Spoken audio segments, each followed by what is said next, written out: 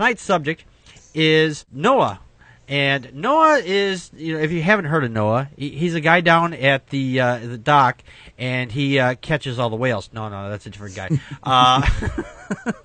And no, it's not the National Oceanic Society there. It's the guy who the Bible claims has built a gigantic boat, lived 900 years, had two of every kind of animal show up at his doorstep and wanted to get on this boat. Because, God sent them from miles and hundreds of miles. So, Noah is an absurd story, and it's a horrific story. Everybody that puts out the Bible, and they point to Noah as it's such a loving story. That's the rainbows, and it's just so happy, and the animals, and la la la la la. No, it's not. It's a horrific story. God supposedly kills everybody. Women, children, pregnant women, babies. Oh yeah, that's a loving fucking story. It's got to be one of the most horrific stories in the Bible, along with a whole shitload of other ones. But that's just my take. We're gonna go round robin reverse. Talking primates. What is your take on Noah's Ark? Oh well, I'm gonna call it one of my fans here. Sparlock will get this. My first introduction to the Noah story was from a book called My Big Book of Bible Stories, published by the Watchtower Society for the Jehovah's Witnesses. Oh, you were involved with the Jehovah's Witnesses, huh? Well, define involved.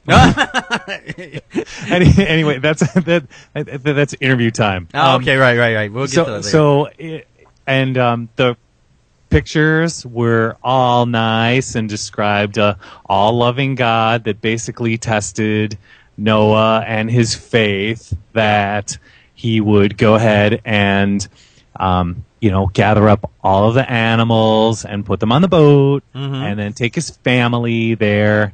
And it just seemed like well, that is a really nice spin on it. And then you don't even think about the other people when they put it to you that way, because they basically centralize the whole story around Noah's love for his God or whatever. Yes. And then you end up realizing a little bit later that not only is it a horrible tale of genocide and destruction, but that it's physically impossible.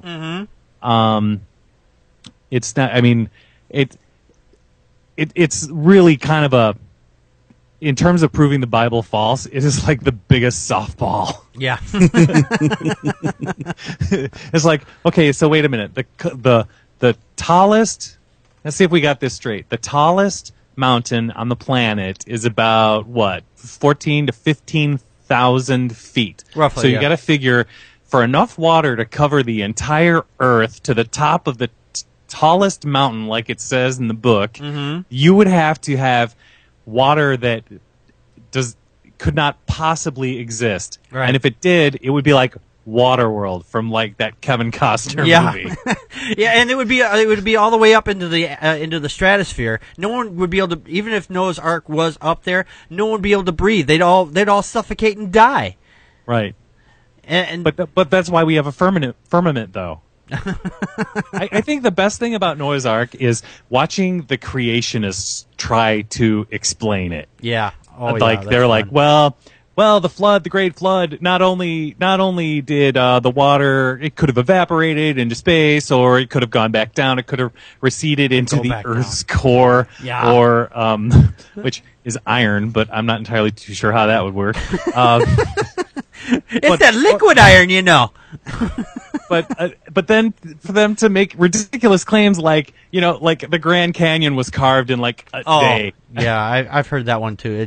That one just makes my head just explode. Joe, did you have anything you wanted to add in on this?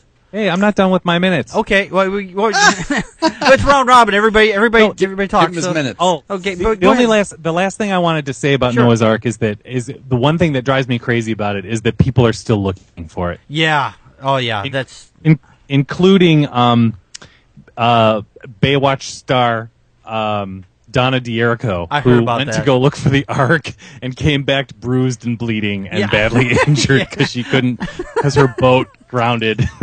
I heard about that.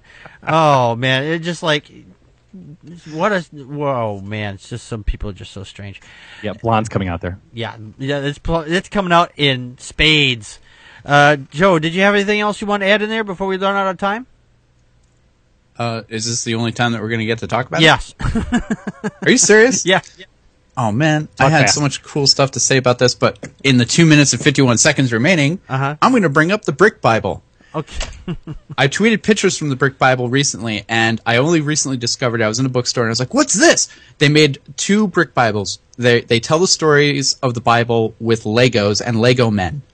And there's an Old Testament version and a New Testament version. In the Old Testament version, you flip through it, and there's pictures of Noah's Ark happening. And you see an ark made of Legos, and the animals are all lined up getting into it. There's 2 camels, 2 giraffes, 2 horses, and 2 brontosauruses. Mm-hmm. The dinosaurs with the really long necks and ha ha ha. And then in the next frame, you see the door of the ark with Noah and all his sons standing there with the animals all packed in there, one on top of each other. And the Brontosaurus is his head sticking out of the door with his mouth big and smiling like, woo! I lived. Noah saved me. I'm a dinosaur.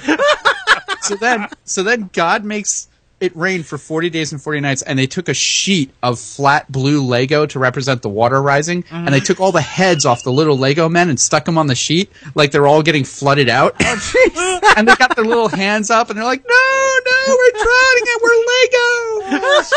I love Lego. So then the ark comes to rest on Mount Ararat, and all the animals and Noah and his sons come out, and they're walking on this gray, dead landscape covered in Lego skeletons. Oh. They actually make little Lego skeleton men, and it's like tons, like several dozen of them just laying around. Like, all right, all the people are dead now. Oh.